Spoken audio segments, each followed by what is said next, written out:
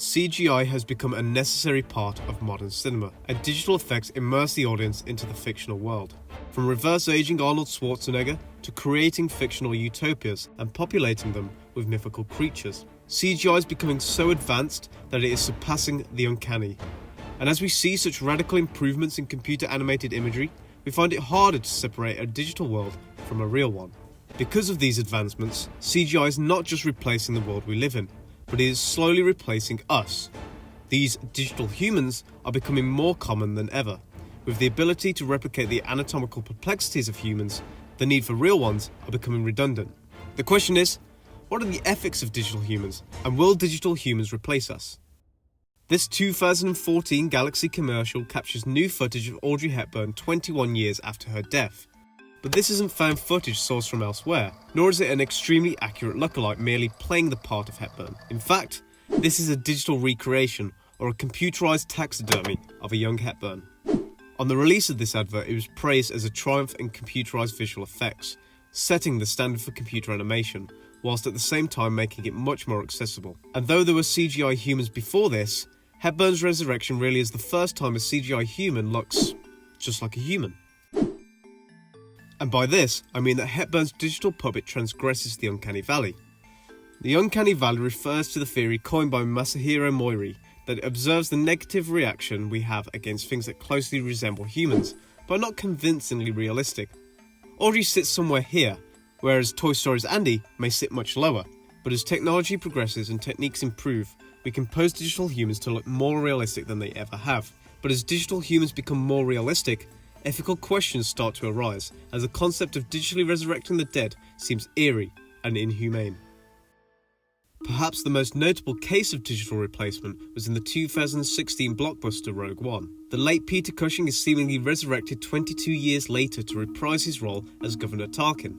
Now sadly, Disney hasn't discovered how to resurrect the dead just yet. This means that Moff Tarkin had to be digitally recreated, using actor Guy Henry as a living prop.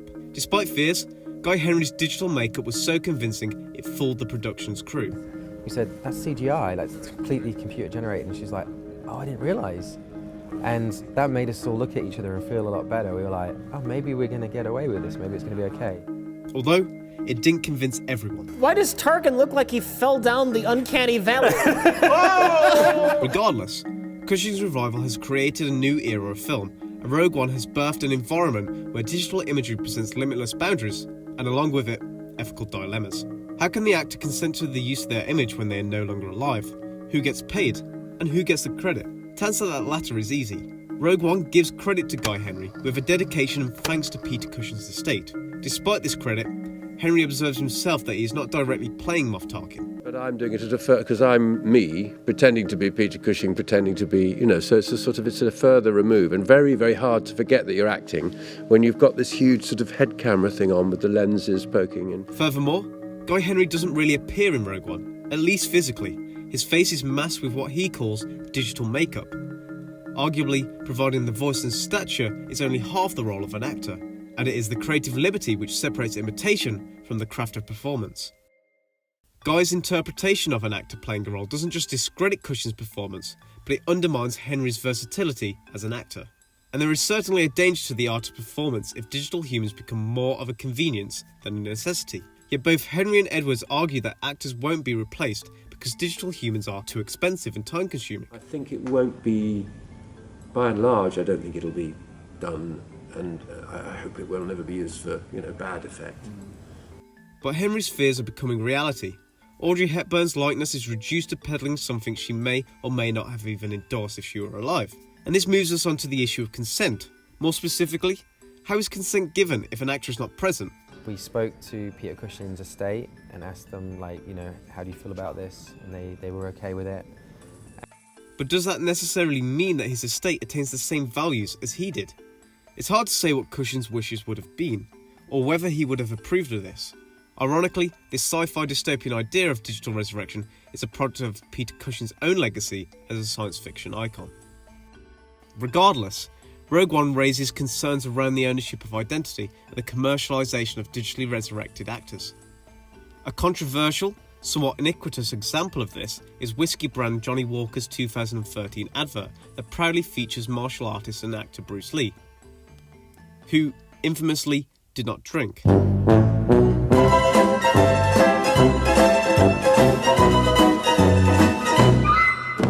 Johnny Walker defended the commercial, claiming it was intended to be a tribute to the former actor, yet endorsement of a whiskey brand from someone that never touched a drink in his life seems contradictory and false.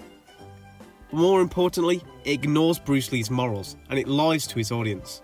This advert raises the ethical questions around digital humans as corporate slaves. Just like Hepburn and Cushing, would Lee have approved of this? You people must realize that the public owns you for life. And when you're dead, you'll all be in commercials dancing with vacuum cleaners. Thank you, Your Honor. This advert confronts the ethical questions around the ownership of identity. It summarises that the more someone is in the public eye, the less control they have as an individual. And if Bruce Lee can be resurrected to sell whiskey, who is to stop someone from using this technology dishonourably? The morality of this technology has not been ignored, and we are seeing more and more criticism over the ethics of digital humans.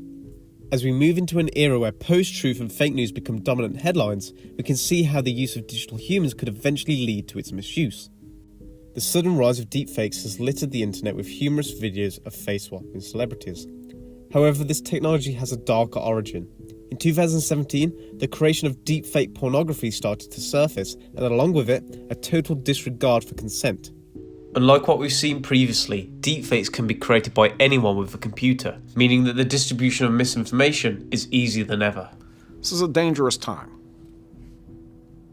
Moving forward, we need to be more vigilant with what we trust from the internet. The spread of misinformation is extremely dangerous in the current political climate, and to prevent potential catastrophe, regulations will need to be put in place before it's too late. We don't know the attitude of the courts to this problem. We don't have a clear piece of legislation that would cover it. We have piecemeal laws on privacy, copyright, trademark and passing off that would be useful to somebody in trying to stop this from happening.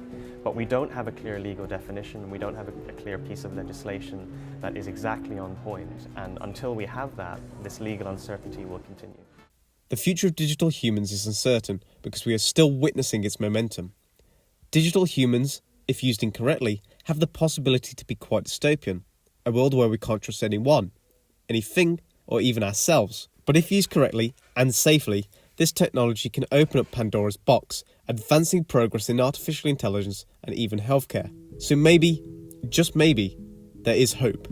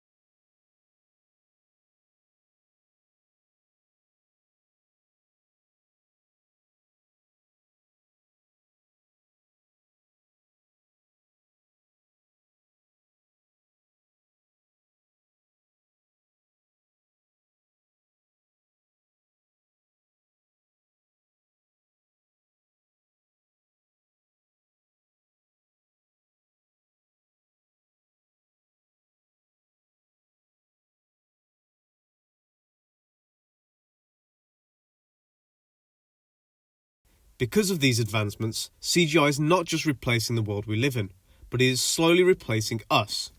These digital humans are becoming more common than ever, with the ability to replicate the anatomical perplexities of humans